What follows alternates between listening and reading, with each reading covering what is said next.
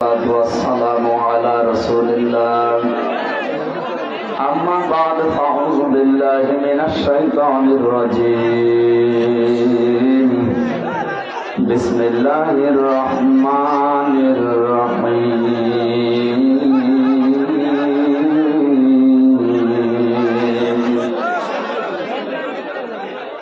ولقد أخذ الله ميثاق بني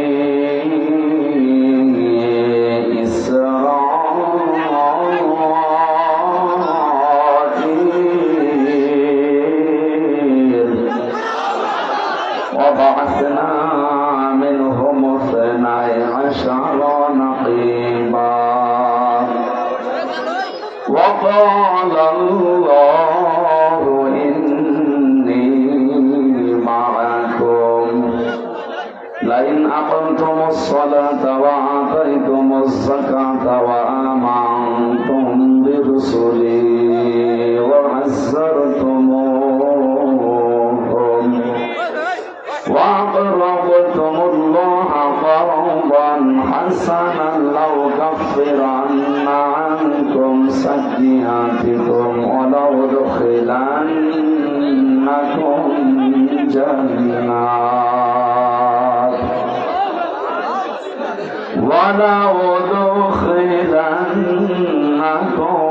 جنات تجري من تحتها الأنهار فمن كفر بعد ذلك منكم فقد ضل سواء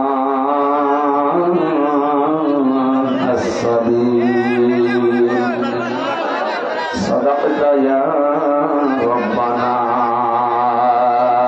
اللهم صل على سيدنا مولانا محمد وعلى آل سيدنا مولانا محمد بلغ العلا بكماله كشف الدجى بجماله حسنت جميع خصاله صلوا عليه وآله الحمد لله এই কথা বন্ধ হবে যেভাবে আছেন ওইভাবে থাকে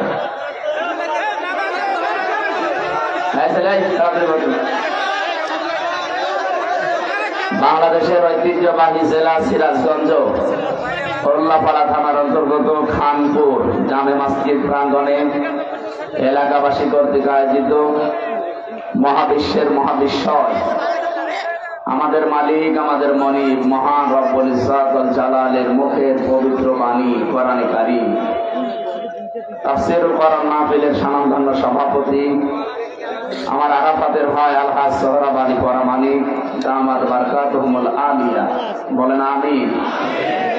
মাহফিলের প্রধান অতিথি সিরাজগঞ্জ উল্লাপাড়া কৃতি সন্তান বাংলাদেশ জামাতে ইসলামী কেন্দ্রীয় কমিটির সহকারী সেক্রেটারি জেনারেল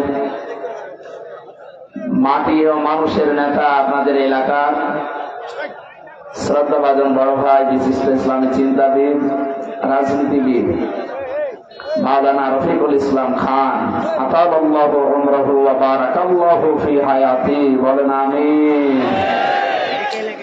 যারা এতক্ষণ কথা বললেন মাওলানা হোসাইন মাহফুজ চুয়াডাঙ্গা হাফেজ মাওলানা নুরুল ইসলাম মাওলানা মিজানুর রহমান অন্যান্য ওলামা ইকরাম মঞ্চে বসা সর্বজন শ্রদ্ধাভাজন ব্যক্তিবর্গ বিশেষ করে আপনাদের এই পাশের ইউনিয়ন মনে হয় ওখানকার চেয়ারম্যান এসেছে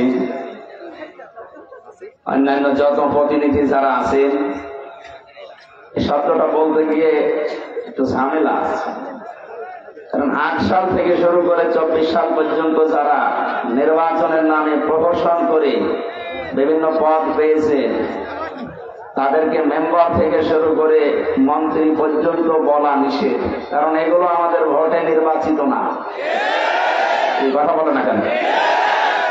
বাবা ছাড়া সন্তান হলে মানুষ যেমন জারজ বলে, জনগণের ভোট ছাড়া সরকার হলে বাকিটা বললাম না। সুতরাং এই অবৈধ জিনিসকে আমরা কোন বিবেক বুদ্ধি দিয়ে বলতে পারি যে সাবেক এমপি সাবেক মন্ত্রী?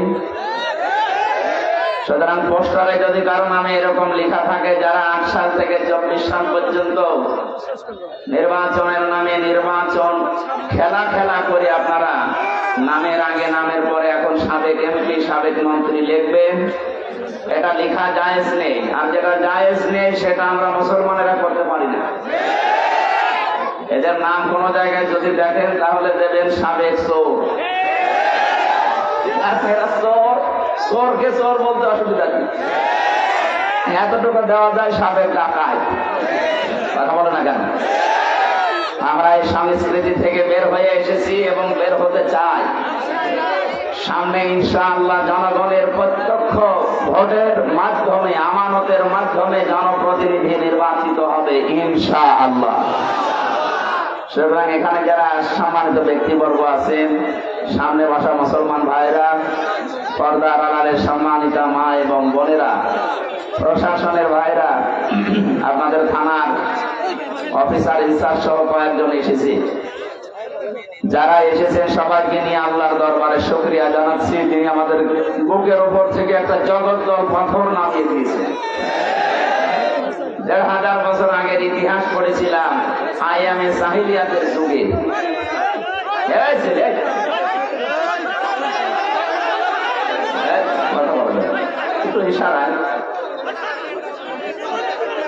যারা ডিস্টার্ব করছেন কবিরা গুনাহ হবে আপনার। এখানে কোরআনের আলোচনা হচ্ছে না, চুপ করে।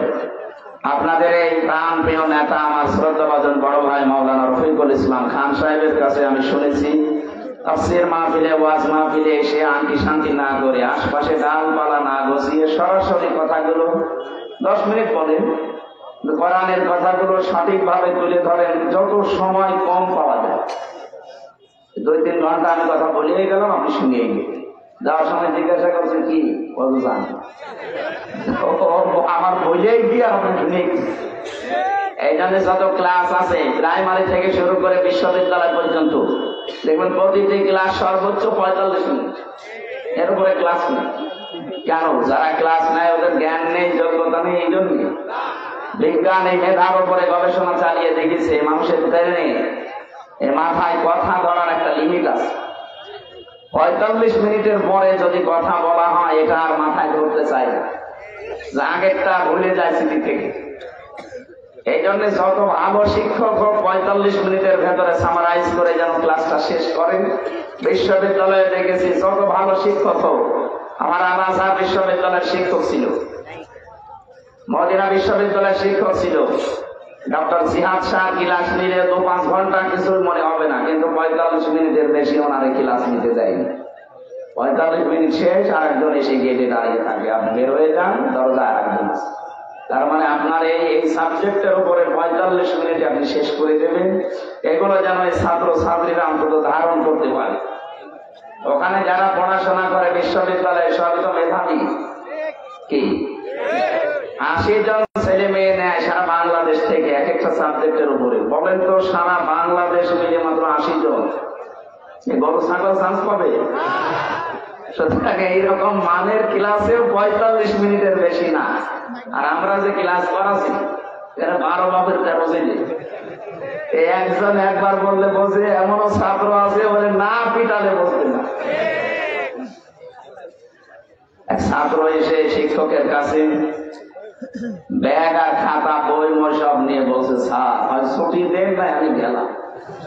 স্যার চিন্তা করছে যে পজিশনে আছে ও ছুটি দিলেও যাবে, না দিলেও ধরবে। রোল নাম্বার কত? 82। ক্লাসে ছেলে মেয়ে 82টা, 82টা ছেলে মেয়ে, ওর রোল নাম্বার 82। ও ভালো ছাত্র, ওর জীবনের কোনো এম আছে, কোনো উদ্দেশ্য আছে? ওই বাবা মার বকানিতে আসে, চুরি করে আবার চলে যায়। আমরা ওইরকম ছাত্র না। এখানে যারা আছি নিজের যোগ্যতা নিয়ে ভালোভাবে খুব সুন্দর করে বসেন। আমরা 1 ঘন্টা মতো ক্লাস নেব কোরআনের এই আয়াত থেকে ইনশাআল্লাহ। আমার আজকের আলোচনার সাবজেক্ট হচ্ছে আল্লাহ আছে কাদের সাথে। আমরা রাখতে চাই না আল্লাহকে সঙ্গে? কথা বলেন না কেন? প্রত্যেকটা ধর্মে 4500-এর উপর ধর্ম আছে দুনিয়ায় এখন। প্রতিটি ধর্মের লোক তার ভগবানকে, তার গডকে, সে যার পূজা করে তাকে সঙ্গে রাখতে চায়। জাহিলি যুগে নবীজির কাছে একটা লোক এসেছিল, বিশ্বনবী ডাক দিয়ে বললেন, তোমার হাতে এটা কি? হে নবী, এটা আমার খোদা। নাক ভাঙা কেন? যে একে আমি সবসময় সঙ্গে রাখি আমার বরকতের জন্য, কোন জায়গায় ফেলে দেই না, সব সময় সাথে রাখি, কাছে রাখি, যেন আমি বিপদ আপদ থেকে বাঁচতে পারি। এরকম মেকি খোদার সঙ্গে নিয়ে বাঁচার জন্য 15.5 বছর অনেকে চেষ্টা করেছিল। আপনি দেখেছেন বড় বড় পোস্টার লাগিয়ে রাখতো, বড় বড় ব্যানার টাঙিয়ে দিত, উপরে খোদা, নিচে খোদা, আছে। এই যে উপরে যে দুইজনের ছবি টাঙিয়ে নিচে আপনি পায়ের কাছে আছেন, এমনি তো না, এলাকার জনগণকে আপনি বোঝাতে চাইতেন যে আমি কিন্তু অমুক দলের। উপরের দিকে তাকান, দুইজন খোদা, একজন খোদা নিজে আর খোদার মেয়ে বসে আছে। কথা বলছে না? অন্তত এদের উপর নিচে থাকলে আমার কোনো চিন্তা নেই। জাহিলি যুগে ওই লোকটা না বুঝে এই কাজ করতো, আর আমাদের এই 1500 বছর পর আমরা দেখেছি অনেকে বুঝে শুনে এই কাজ করেছে। ওর খোদা যেমন ওকে উপকার করতে পারে নাই, এদের খোদা এদের কোনো উপকারে আসে নাই। খোদা এখন নিজেই মাটির সাথে মিশে গেছে। কথা বলেন ঠিক কিনা? এখান থেকে প্রতীয়মান হয় পৃথিবীর কাউকে যদি কেউ উপরে তোলার জন্য মেকি চিন্তা ভাবনা করে, আল্লাহ এটা রাখে না। পৃথিবীর ইতিহাস এইটাই। আনন্দের বিষয়, মাত্র 24 সালের ভেতরে দুইজন পৃথিবীর স্বৈরাচারকে আল্লাহ জনমের মতো বিদায় দিয়েছেন। একটা আসাদ আর একটা নাম নাই, দুইজনকে আল্লাহ 1 সালে বিদায় দিয়েছেন। এখনো পর্যন্ত পৃথিবীর ইতিহাস আমি যা জানি, যারা পালিয়ে গেছে কোন স্বৈরাচার, এরা আবার ফিরে এসেছে আমি আজও শুনিও নি, কোন জায়গায় পড়িও। 805 বছর আগে পালিয়েছিল লক্ষণ সেন, ফিরে এসেছে না? আছে। আশরাফ ঘানি পালিয়েছে, এসেছে। আসাদ পালিয়েছে, এসেছে। উনিও পালিয়েছে, আসবে না। যারা মনে করেন না আমি আশায় বুক বেঁধে আছি, আবার চট করে আসবে, আসবে কি করি? 165টা মামলা তার নামে, তাও বড় বড় মামলা, গণহত্যা। একটা হত্যা করলে তো তার ফাঁসি হয়ে যায়। কতগুলো মানুষ? 2732 জন মানুষ হত্যার সাথে সে দায়ী। শুধু তো 24 সালে আর 2006 থেকে শুরু করলে কত মানুষ হিসাবের বাইরে। কি করে হিসাব দেবেন? আপনি যে আশায় বসে আছেন যে আসবে, আসবে কি করে? আমি যে বিনা কারণে 3টা বছর জেলে ছিলাম, 2টা মামলায়, তাও মিথ্যা মামলা। মনে করেন 1.5 বছর করে এক এক মামলায় গেছে। যার 165টা মামলা, তারও যদি 1.5 বছর করে রাখা হয় তো কম করে চলে যাবে। আজকে যদিও আন্তর্জাতিক অপরাধ ট্রাইব্যুনাল থেকে ওনাকে দেশে ফিরিয়ে নেওয়ার জন্য রেড অ্যালার্ট জারি করা হয়েছে, যে ভারতকে বলা হচ্ছে যে আপনার ফেরত দেন, আমাদের মেয়ে আমাদের কাছে ফেরত দেন, আমরা যা করি করি। অথচ আপনারা মেয়ে ফেরত না দিয়ে এখন চট্টগ্রাম নিয়ে নেওয়ার পায়তারা করছে। আরে দাদা, আপনি কি যৌতুক নেবেন? আর মেয়ে তো পালিয়ে গেছে, যৌতুক কিসের? পালানো মেয়ের কোন যৌতুক আছে? ও বিয়ে তো আমরা মানি না, খালি এতদিন স্বামী স্ত্রীর সম্পর্ক বলে কাটিয়েছে। বিয়ে কি আসলে মানা যায়? কারণ দাদা যতদিন মুসলমান না হবে ততদিন মেয়ের বিয়ে যায়। এটা আমি বানালাম। সূরা বাকারা 2 নম্বর পারা 14 নম্বর পৃষ্ঠা 4 নম্বর লাইনে 221 নম্বর আয়াতের মাঝের অংশে আছে, ওয়ালা তুনকিহুল মুশরিকিনা হাত্তা ইউমিনু। এ ফতোয়া আল্লাহ, যতক্ষণ কোন মুশরিক পুরুষ মুসলমান না হবে, ঈমান না আনবে, মুমিনা নারীর জন্য তাকে বিয়ে করা জায়েজ নেই। এই জন্য তো বলছে যে বিয়েই তো আমরা মানি না, যৌতুক কিসের? আর দাদার এখন যা বয়স, ও সাদা তো দিয়ে বয়সে মুসলমানে দিতে হয়, আজাম দেখা যাচ্ছে গোড়া থেকে দিতে পারছি। আমি আর নিচে নামলাম না। তারা এ বয়স সাদা মুসলমানও হবে না, ও বিয়েও হবে না। আমরা এ বিয়ে মানব? সুতরাং যৌতুকের কোনো প্রশ্ন নেই। আমিরে জামাত ডাক্তার শফিকুর রহমান হাফিজাহুল্লাহ উনি ঘোষণা দিয়েছেন না, এদেশের 1/2 ইঞ্চি মাটি যদি কেউ উল্টা পাল্টা নজরে তাকায় চোখ তুলে নেওয়া হবে। এটা আর আগস্টের 5 তারিখের আগে নেই, আগস্ট মাস পার হয়ে গেছে। এদেশে এখন সব আমরা কিছু মানুষ উস্কানিতে এখনো পা দিচ্ছে। আমি আশা করবো আপনারা কারো উস্কানিতে পা দেবেন না। দেখেছেন না গোপালগঞ্জের মানুষের পেছনে কেরম লাল হয়ে গেছে? ওই সময় সন্তানদের গোপালগঞ্জ থেকে ঢাকায় কেউ যদি বাসে বসে আসে 300 টাকা, দাঁড়িয়ে আসবে 1000 টাকা। এমন পিটানো পিটিয়েছে আর্মিরা, বসে আসবে সে কায়দা নেই।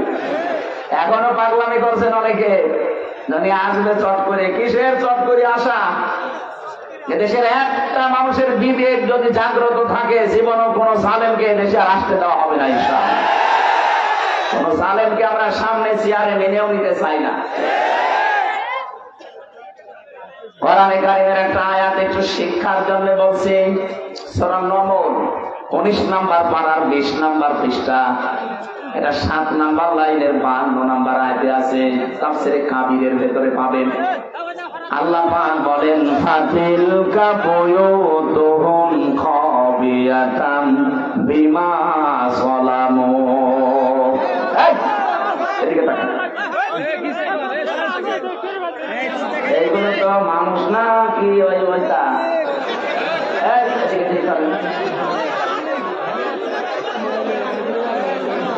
মাইক মারে জানতো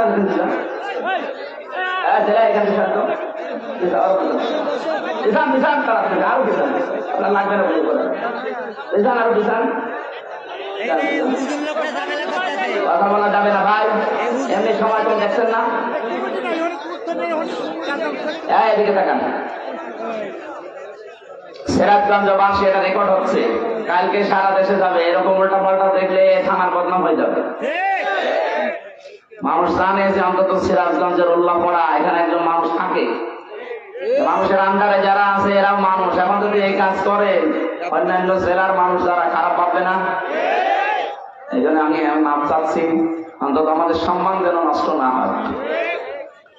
ফাতিলকা, কোরআনের কোন শব্দ যদি কেউ বোঝার চেষ্টা চালায়, 500 রাকাত নফল নামাজের সওয়াব হয়। 500 রাকাত নফল নামাজ পড়তে পারবেন? একটু চেষ্টা করেন। আল্লাহ পাক বলেন ফাতিলকা, এটা এইভাবে আল্লাহ দেখিয়েছেন। ফা ব্যবহার হয় আরবি গ্রামার অনুযায়ী 19টা অর্থে। তিলকা দিয়েছেন ফায়ের পরে, তার মানে আল্লাহ যেন তার কুদরতি হাতের আঙ্গুল এভাবে দেখিয়েছেন।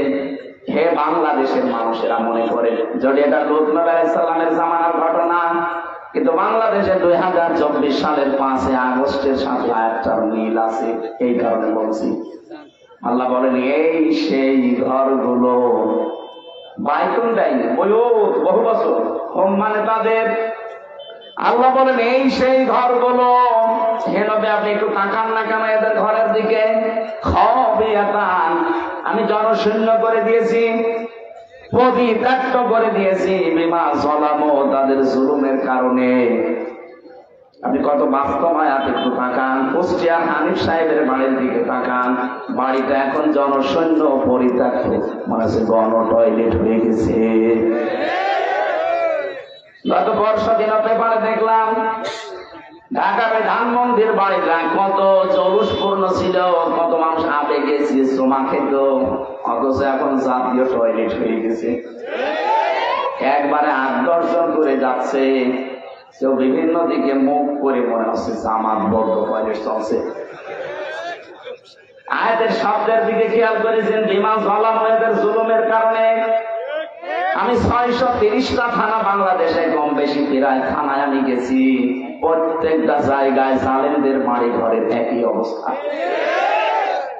আল্লাহ বলেন ফাকতিয়া দাবিরুল কওমিল্লাযিনা যালামু, জালেমদের শিকড় কেটে ফেলা হয়ে গেছে।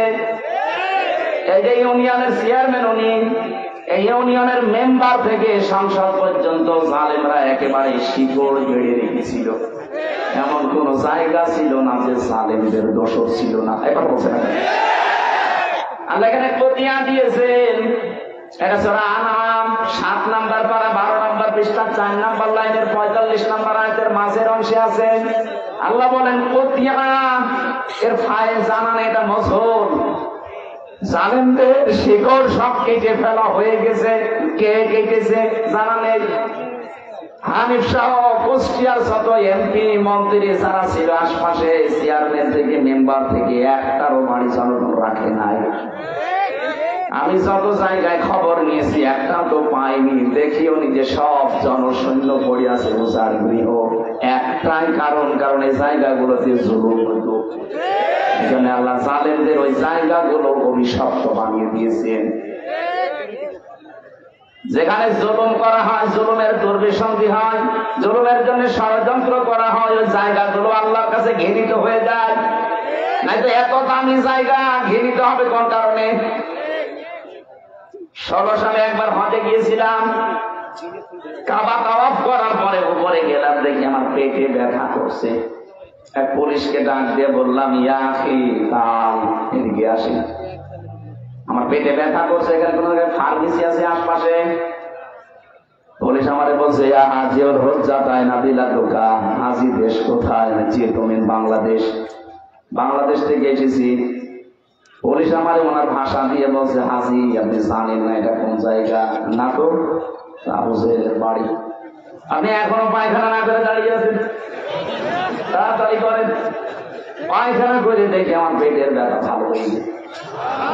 আল্লাহ যেন আমাকে জানাতে চাই, হামজা এত টাকা খরচ করে 6,500 কিলোমিটার দূর থেকে আসলে, আর শয়তানের বাড়ি পায়খানা না করে চলে যাওয়া। তাড়াতাড়ি করে। আমার তোমার হাসে 1,500 বছর পরে এখন ঠিক এই দেশের জালেমদের বাড়ি ঘর গুলো আল্লাহ আবু জেহেলের বাড়ির মতোই বানিয়ে দিয়েছে। হানিফ সাহেবের মতো এত বড় সানো নেতা, তার আঙ্গুলের ইশারায় দেশ দুলত, তার বাড়ির দিকে তাকান, এখন জনসৈন্য কুকুরও থাকে না। এ পর্যন্ত আল্লাহ বলে শেষ করেননি, পরের টুকু আমাদের জন্য। এবার খেয়াল করেন, ইন্না ফি যালিকা লাআয়াতান লিকাউমিন ইয়ালামুন। যারা আরবি গ্রামার বোঝে, আয়াতটা আল্লাহ দুইটা তাকিদ দিয়েছেন, ইন্না আর লাম। আল্লাহ বলেন অবশ্যই অবশ্যই এর ভেতরে শিক্ষা আছে যারা জ্ঞানী তাদের জন্য। এত বড় জালেমদের শিকড় যদি আমি আল্লাহ কেটে ফেলতে পারি, এখনো পর্যন্ত অনেকে ক্ষমতার থালা হাতে পায়নি, তাই তাদের চরিত্র মানুষের কাছে উন্মুক্ত। তারা এখনই সাদা পাশে আরম্ভ করেছে। আপনি মানুষ।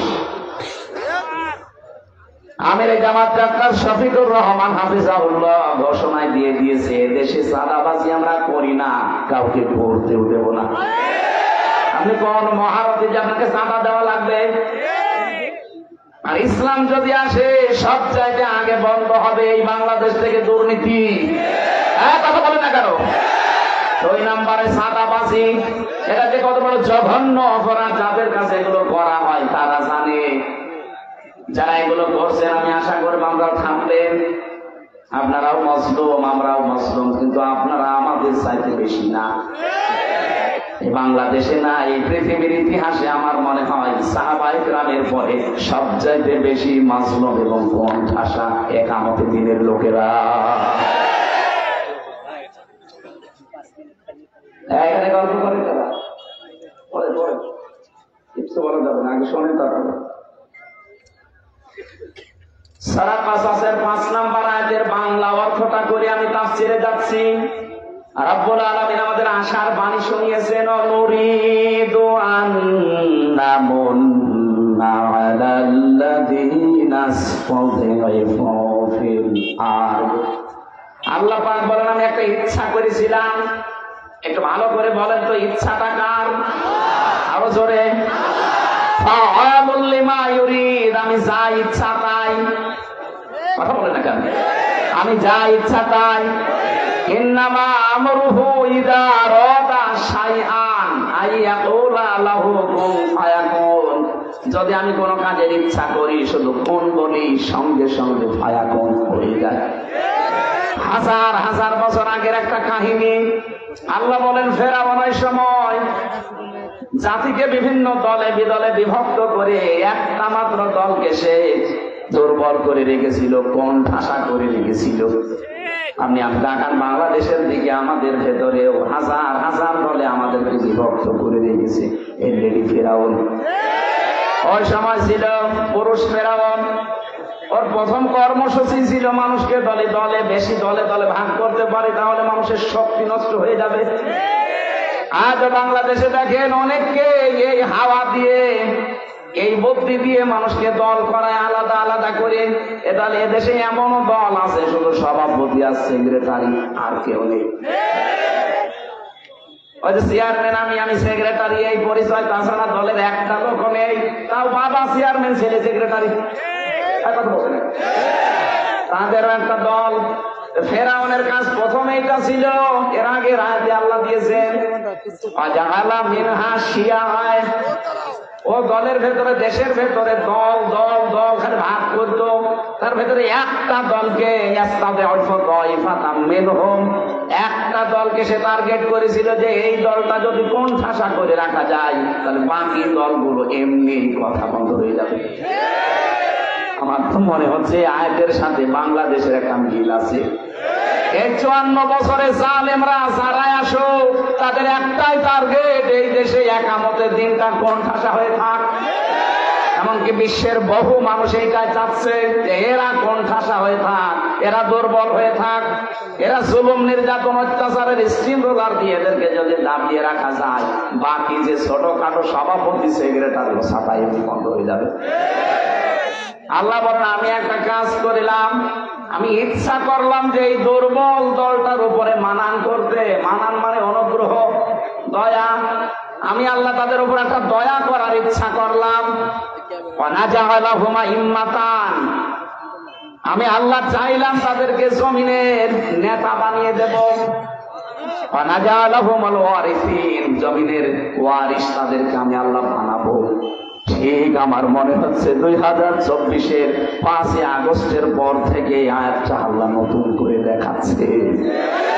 এতদিন যাদেরকে আপনি কোণঠাসা করে রেখেছিলেন ওদেরকে আল্লাহ এখন একটু মনন করেছে, ওদেরকে জাতির নেতা বানিয়ে দিচ্ছে। কথা বলছে না কেন? শুধু নেতা না, জমিনের উত্তরাধিকারী আল্লাহ বানাবে। কেন বানাবে আল্লাহ পরের আয়াতে দিয়েছেন, সূরা কসস 6 নম্বর আয়াত, অনুমাক্কিনা লাহুম ফিল আরদ। আল্লাহ পাক বলেন আমি জমিনে তাদেরকে শাসন ক্ষমতা দিয়ে দেব। অনুরিয়া, আমি দেখাতে চাই ফেরাউনকে, ও হামানকে, ও জনউদাহুমা এবং তার দলের লোক সৈন্য বাহিনীকে, মিনহুম মা কানু ইয়াহদারুন।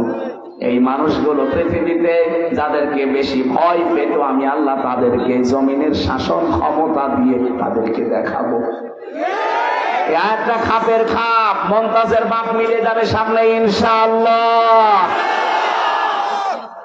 কোরআনের পাখি আল্লামা শহীদ দেলাওয়ার হোসাইন সাইদি রহমতুল্লাহ আলাইহির জীবনে যতগুলো স্বপ্নের কথা বললেন, একটা স্বপ্ন তো আল্লাহ বাদ দেয়নি, সবগুলো দেখিয়েছেন। এমনি দেখাননি। সূরা ফাতিহা, লাকাদ সাদাকাল্লাহু রাসূলাহুর রুয়া বিল হক। অবশ্যই আমি আল্লাহ, এখানে ফাইল কর্তা আল্লাহ নিজে। লাকাদ সাদাকাল্লাহ, আল্লাহ বলেন অবশ্যই আমি আল্লাহ সত্যে প্রমাণ করব আমার রাসূলের স্বপ্নকে। বলেন তো রাসূল এখন আছে? কথা বলে না কেন? রাসূলের নায়েব আছে, উলামা ইকরাম যারা, আল উলামা ওয়ারাসাতুল আম্বিয়া, আলেমরা মান রাসূলের ওয়ারিস। সুতরাং রাসূলুল্লাহর স্বপ্ন যদি আল্লাহ সত্য প্রমাণ করে দেখাতে পারেন, রাসূলের ওয়ারিস যারা তাদের স্বপ্ন আল্লাহ দেখাবে না? কথা বলেন না কেন? অবশ্যই দেখাবে। লা তারফাউ আসওয়াতাকুম ফাওকা সাওতিন নাবিয়্যি ওয়া লা তাজহারু লাহু বিল কওলি কাজহারি বা'যিকুম আন তাহবাতু আমালিকুম ওয়া আনতুম লা তাশউরুন। সাবধান ইমানদারেরা, আমার রাসূলের কথার উপরে আওয়াজ করে কথা বলবা না। এই আয়াতটা তো 1000 বছর আগে শেষ হয়ে যাওয়ার কথা, এখনো কোরআনে আছে। কোন কারণে আছে? এই জন্য রাসূল থাকবে না, কিন্তু তার ওয়ারিসরা থাকবে। রাসূলের কথার উপরে ওয়াজ করে আওয়াজ করে কথা বললে যেমন আমল আখলাক সব নষ্ট হয়ে যায়, রাসূলের ওয়ারিসদের উপরে যদি কেউ কথা বলে তার পেছনের আমল আল্লাহ নষ্ট করে দেবে। আনতা হবাত আমালুকুম, আমলের বহু বচন আমাল, একটা কাজ বাকি থাকবে না। আপনার নামাজ, রোজা, দান, সাদকা যা করেছেন দুনিয়ায় সব আল্লাহ বলেন আমি নষ্ট করে দেব। ওয়ান্তুম লা তাশউরুন, টেরও পাবে না কখন নষ্ট হয়ে গেছে। এই জন্য রাসূলের স্বপ্নগুলো যদি আল্লাহ সব সত্য প্রমাণ করে দেখাতে পারেন, আমাদের যিনি রাসূলুল্লাহর ওয়ারিস আমরা যাদেরকে মনে করি দেশে আলেমরা, আর এক বাক্যে দল মত নির্বিশেষে সারা পৃথিবী থেকে আল্লামা সাইদি, এই আল্লামা শব্দটা এমনি দেওয়া হয়নি, কথা বলেন না কেন? শহীদ আল্লামা দেলাওয়ার হোসাইন সাইদি 50টা বছরের কোরআনে কারিমকে বিশ্বের বিভিন্ন দেশে প্রমাণ করেছেন, প্রচার করেছেন। এই লোকটা আলেম, তার যে স্বপ্নগুলো আল্লাহ সব আমার মনে হচ্ছে একটা একটা করে দেখাচ্ছে। বলেছিলেন জালেমরা ইঁদুরের গর্ত পাবে না, ঠিক পাচ্ছে না, একবারে খাপের খাপ মিলে গেছে, কথা বলছে না কেন? বলেছিল শুধু নাড়া দেওয়া হবে, এখান থেকে দিল্লি গিয়ে পড়বে, তাই পড়েছে। উনি বলেছিলেন এই দেশে জালেমদের নাকের ডগার উপরে আল্লাহর এই কালেমার পতাকা বাংলাদেশে পথ পথ করে উঠবে, এইটাও সামনে সত্য হবে ইনশাআল্লাহ। যেহেতু কোরআনে কারিমের আয়াতের সাথে বাস্তবতা মিলছে, এই কারণে বললাম। তাহলে আমাদের এই আয়াত থেকে শিক্ষা নেওয়ার বিষয়ে, এত বড় জালেমদেরকে যদি আল্লাহ কেটে কুটে শেষ করে দিতে পারে, আমরা যারা সামনে চেয়ারে বসবেন, যেই বসবেন যেন জালেম হয়ে যাবেন না। যদি জুলুম করেন আপনাকে আল্লাহ আপনার বাড়ি ঘর কিন্তু উজাড় গৃহ বানিয়ে দেবে। আল্লাহ আমাদের শিক্ষা নেওয়ার তৌফিক দিন, বলেন আমিন। যে কথাটা তুলেছিলাম, আয়ামে জাহিলিয়াত ছিল 1500 বছর আগে, আরে 15.5 বছরে আল্লাহ আমাদের উপর থেকে আও আমি জাহিলিয়াতের পাথরটা দূর করে দিলেন।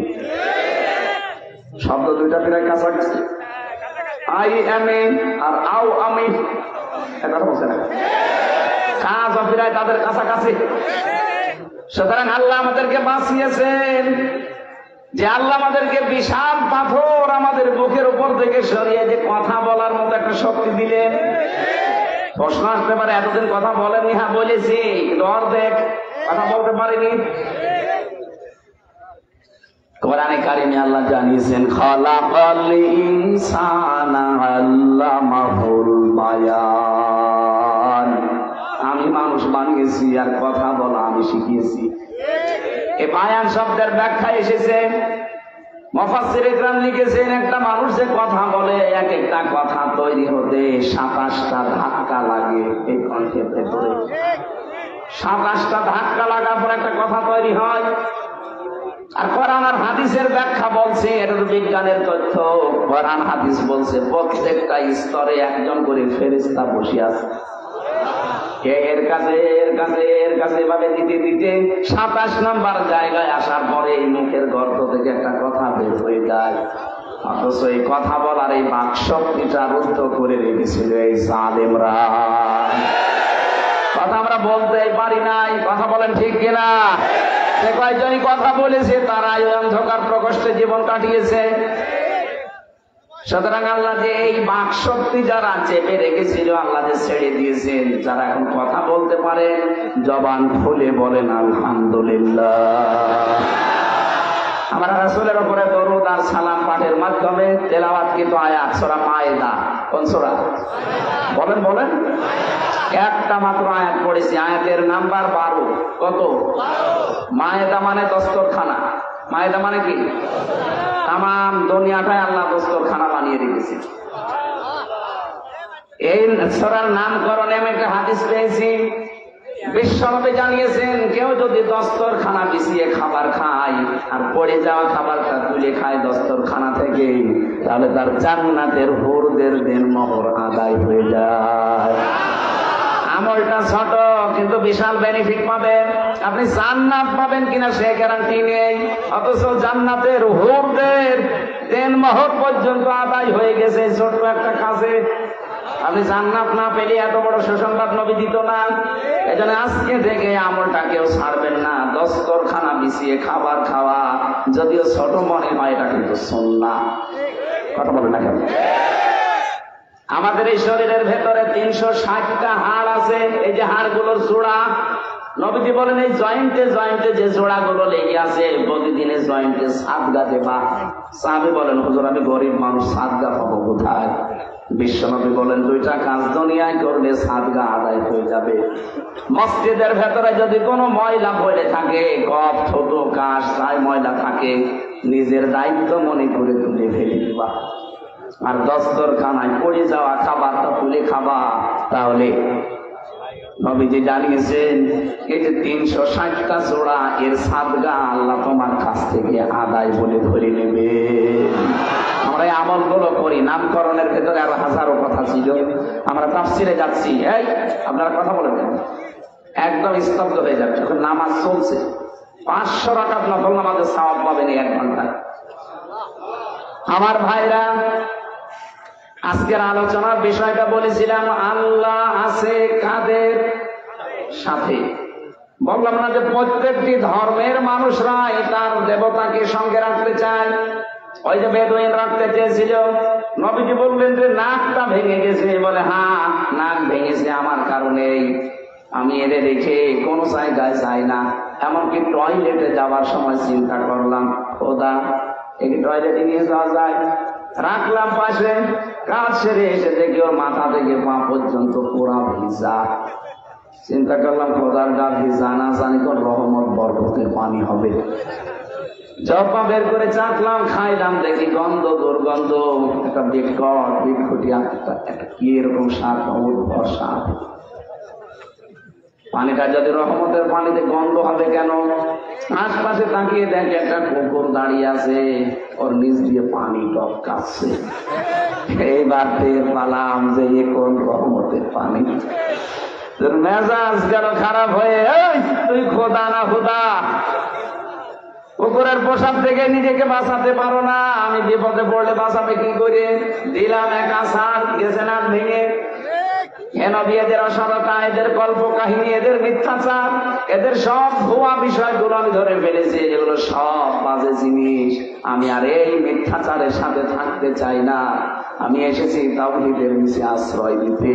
দয়া করে আপনি আমাকে পড়িয়ে দেন লা ইলাহা ইল্লাল্লাহু মুহাম্মাদুর রাসূলুল্লাহ। আমার মনে হয় সেই সময় এখন এসে গেছে। আজ হাজারো মানুষ তাদের ভুলটা অন্তত আজ করতে পেরে বিবেকের তাড়নায় তারা ফিরে আসতেছে। গত বর্ষ দিন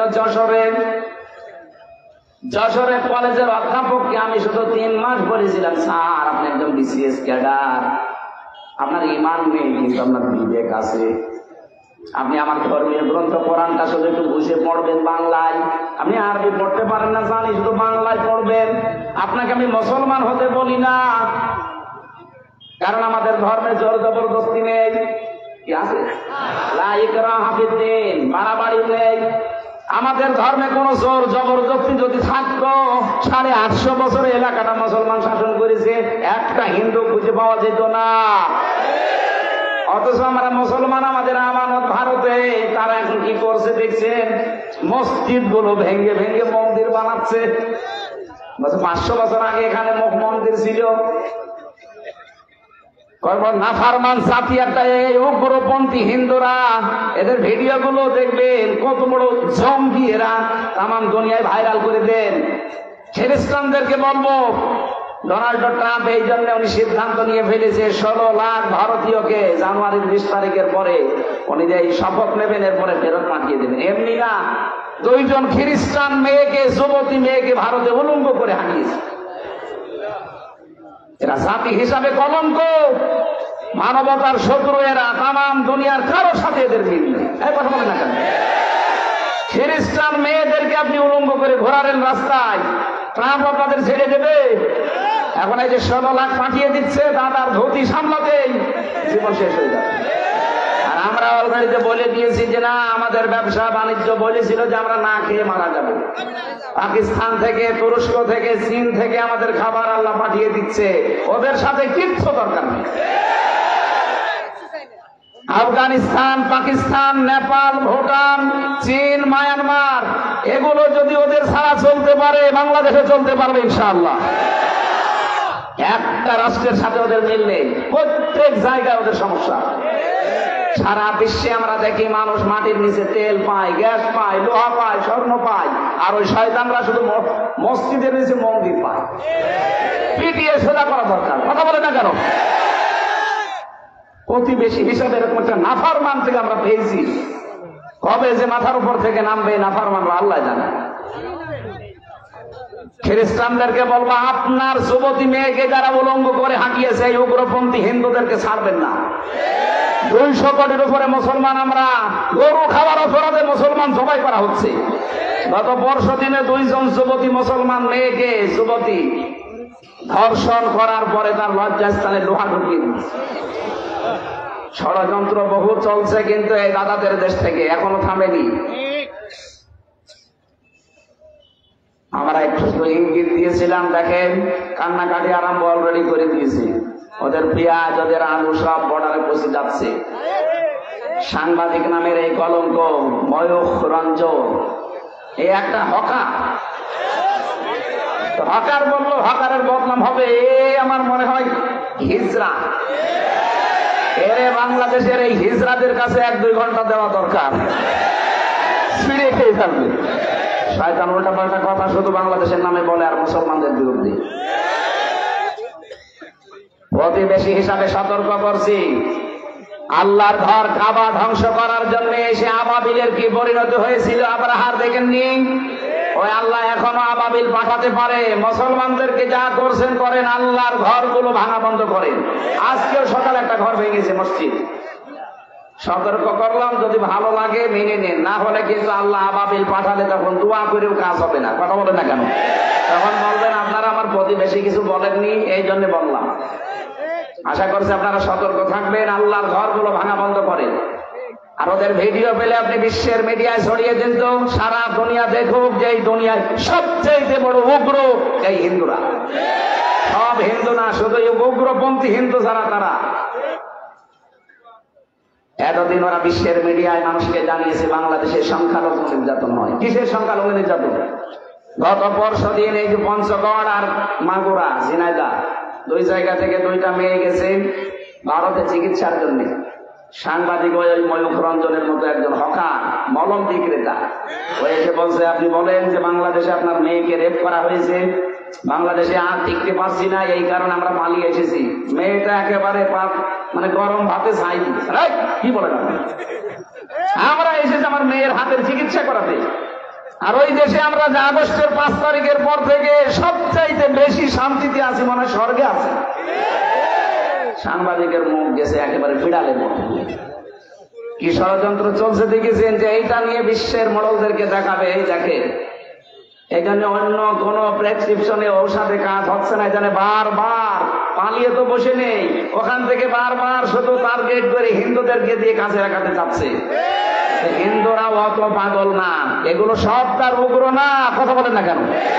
গোবিন্দ পরামানিক অলরেডি বলে দিয়েছে যে এই দেশে জামাত ইসলামী বাংলাদেশ এবং আলেম ওলামাদের কাছে এই দেশের হিন্দুরা সবচেয়ে বেশি নিরাপদ। এবং নেন ঠেলা খান, আপনার ভাই এই কথা বলিস।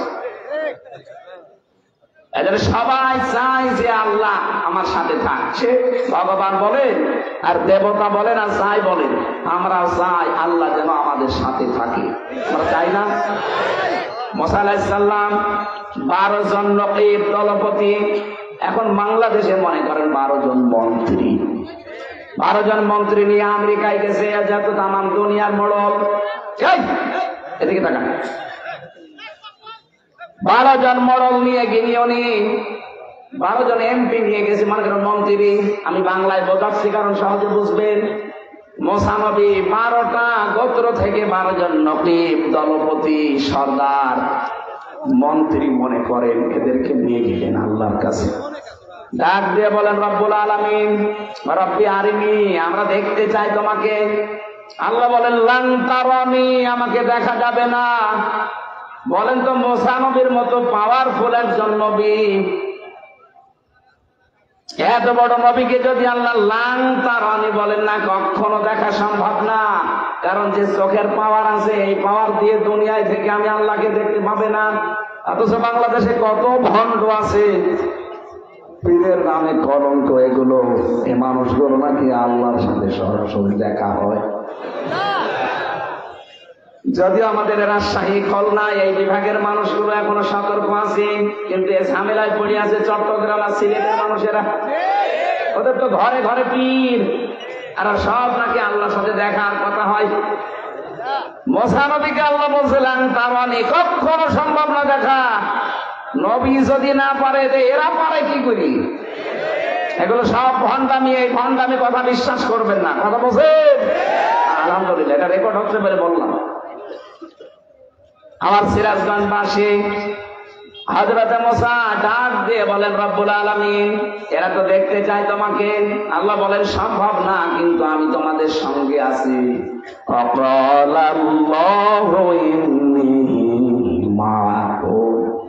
অবশ্যই আমি আল্লাহ তোমাদের সঙ্গে আছি, সাথে আছি। 12 জন নকিব দলপতিকে নিজ নিজ এলাকায় যেতে বলো, জনগণকে, এলাকার মানুষদেরকে যেন এই কথা জানিয়ে দেয় যে আল্লাহকে দেখতে পারিনি, কিন্তু উনি আমাদের সাথে আছেন, আমাদের সঙ্গে আছেন।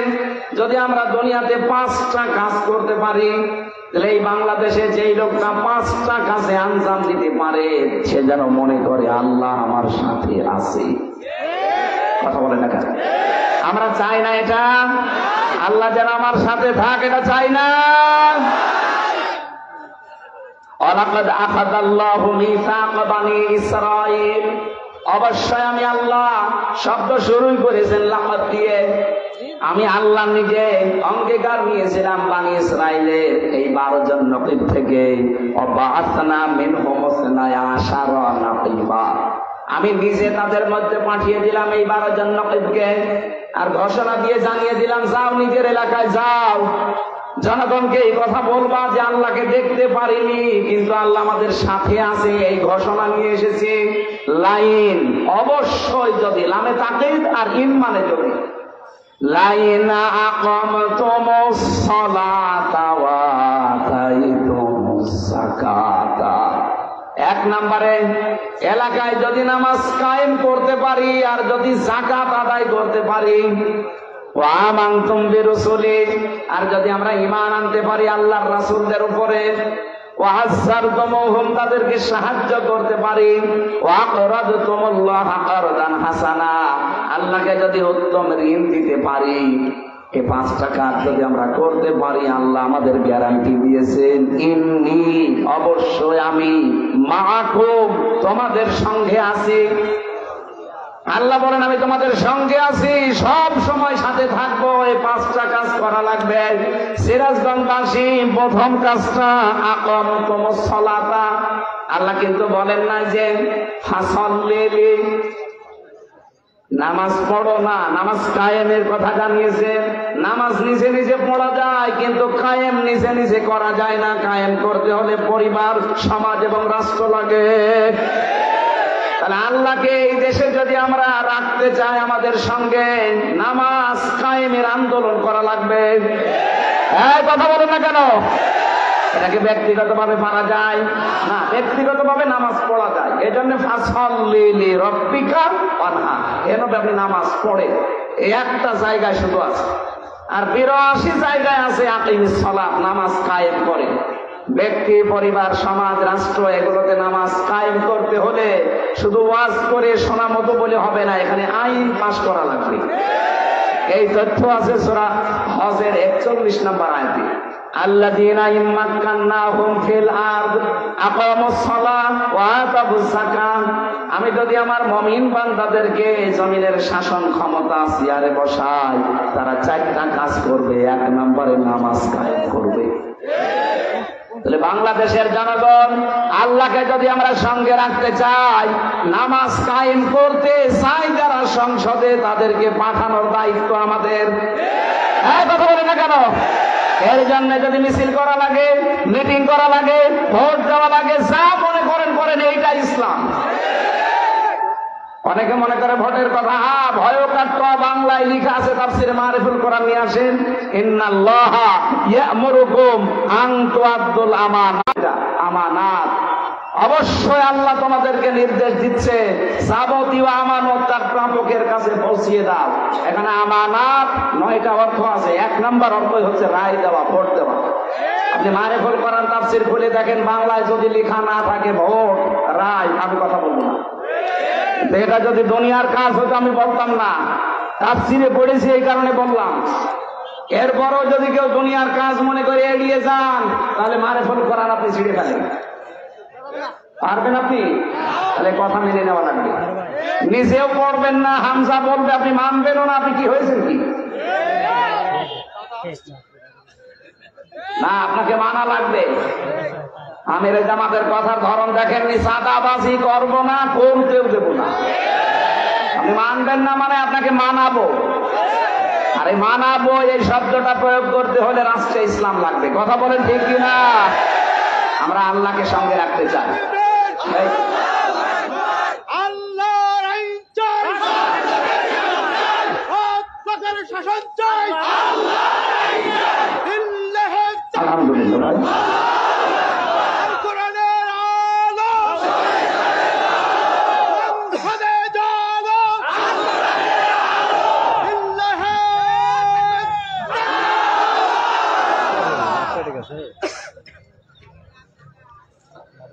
রাজনীতি যদি মনে করেন হ্যাঁ আমার এইটাই রাজনীতি, যদি দিন প্রচার মনে করেন হ্যাঁ আমার এইটাই দিন প্রচার, আমি যেভাবে কোরআন পড়েছি বুঝেছি, আমি এইভাবে তাফসীর করেছি, আল্লাহকে আপনি সঙ্গে রাখতে চান, অথচ নামাজ কায়েমের আন্দোলন করবেন না, নামাজ শুধু পড়বেন, আপনার সাথে আল্লাহ নেই।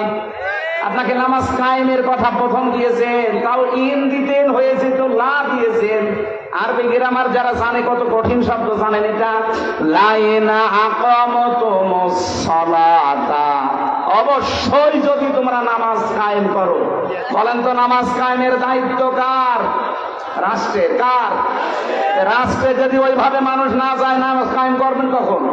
300 এমপির ভেতরে অন্তত 151 জন হওয়া লাগবে মাওলানা রফিকুল ইসলাম খানের মতো, যারা এই বিলটা আনতে পারে। কথা বলেন। আমরা এইটার জন্যই তো কোরআনের তাফসীরে বসেছি। আমি ওনাকে সংসদে এমপি বানানো লাগবে পক্ষে না, কিন্তু এরকম মানুষ দরকার যারা মুখে কোরআন নিয়ে যে বলতে পারবে যে না আমরা নামাজ কায়েমের বিল চাই। এরকম 151 জন যেই বলবে তখন বলবে হ্যাঁ জয়যুক্ত হয়েছে, হ্যাঁ জয়যুক্ত হয়েছে, হ্যাঁ জয়যুক্ত হয়েছে। তারপরের দিন একটা সলিমত থেকে পাওয়া যাবে না, ফরজ নামাজ বাদ দিয়ে তাস খেলতেছে। কথা বলেন না কেন? ওখানে নামাজের ওয়াজও করা লাগবে না, আজান হলেও আগে মসজিদে যাবে। প্রত্যেকটা জায়গা তখন একটা জান্নাতের ঘ্রাণ পাওয়া যাবে, দ্বিতীয় মিনি জান্নাত হয়ে যাবে বাংলাদেশ। আল্লাহ তখন বলেন আমি তোদের সঙ্গে আছি। এটা রাজনীতি মনে করছেন? এই ভোট শব্দটা বললাম কোন কারণে? নেশা 5 নম্বর পারা 10 নম্বর পৃষ্ঠা 11 নম্বর লাইনের 85 নম্বর আয়াত, মাইয়াশফা শাফাআতান হাসানাতা ইয়াকুল্লাহু নাসিবুম মিনহা ওয়া মাইয়াশফা শাফাআতান সাইয়্যাতা ইয়াকুল্লাহু কিফলুম মিনহা। কেউ যদি ভালো কাজে সুপারিশ করে, রায় দেয়, ভোট দেয়, সমর্থন দেয়, আল্লাহ বলেন ভালো কাজ করে যা পাবে তুমি শুধু রায় দিয়ে তাই পাবে। এই লোকটা যদি যে নামাজের বিলটা আনতে পারে, এরকম 151 জন বাংলাদেশে যদি নামাজ কায়েম হয়, 18 কোটি মানুষ নামাজ পড়বে, আপনি একটা ভোট দিয়ে 18 কোটি মানুষের নামাজে যাও।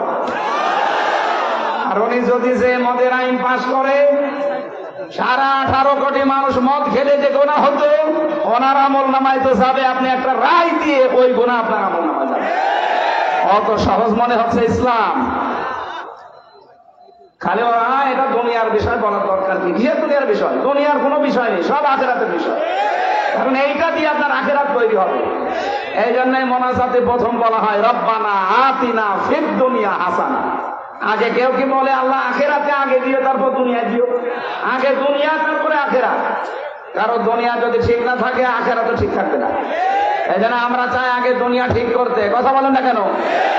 যদিও আমাদের নিয়ে সারা পৃথিবীতে ষড়যন্ত্র চলছে, কিন্তু আল্লাহ যদি আমাদের সঙ্গে থাকে কোন ষড়যন্ত্র কাজ হবে না, সব ভিন্ন হয়ে যাবে ইনশাআল্লাহ। এই জন্য আয়াতের প্রথম শব্দ এটা, লাইন আকামতুমুস সালাত, নামাজ কায়েম করো এলাকায়, আকাল আল্লাহু ইন্নী মাআকুম, আমি আল্লাহ নিজে তোদের সঙ্গে আছি।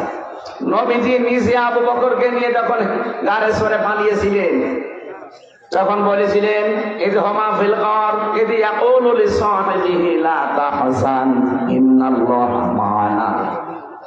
স্মরণ করো এই সময়ের কথা যখন গুহার ভেতরে তার সাথীকে মুহাম্মদ রাসূলুল্লাহ বলেছিলেন কোনো ভয় নেই, কোনো চিন্তা নেই, আমরা দুইজন না, আমাদের সাথে কি আছে? এই জন্য মা মানে সঙ্গে থাকা, সাথে থাকা। আল্লাহ পাক বলেন আমি আল্লাহ নিজে সঙ্গে আছি। ওই সময় যেমন হেরা গুহাকে গারে সোরার ওই গুহায় ছিলাম, আমি আল্লাহ সঙ্গে থাকার কারণে কঠিন বিপদ থেকে বাঁচালাম। মাকড়সা জাল বিছিয়ে দিল, কবুতরে ডিম পেড়েছে, কাফেরদের একটা ধাঁধা লেগে গেছে। এই বিশ্বতে যত ষড়যন্ত্র হচ্ছে বাংলাদেশ নিয়ে, বিশেষ করে প্রতিবেশী এদের দ্বারা, সত্যি যদি দলমত নির্বিশেষে নামাজটা রাষ্ট্রীয় ভাবে কায়েমের ব্যবস্থা হয়, আল্লাহ সাথে থাকবে, কোনো ষড়যন্ত্রে কাজ হবে না। আমরা এটা চাই না। 2 নম্বরে যাকাত ভিত্তিক অর্থনীতি কায়েম করবা। এটা তো আর ওয়াজের কাজ না, এটা আইনের কাজ। এ বাংলাদেশে বহু মানুষ আছে নামাজ পড়ে, রোজা রাখে, হজ করে এসেছে, কিন্তু যাকাত কি ও জানেও না, দেয়ও না।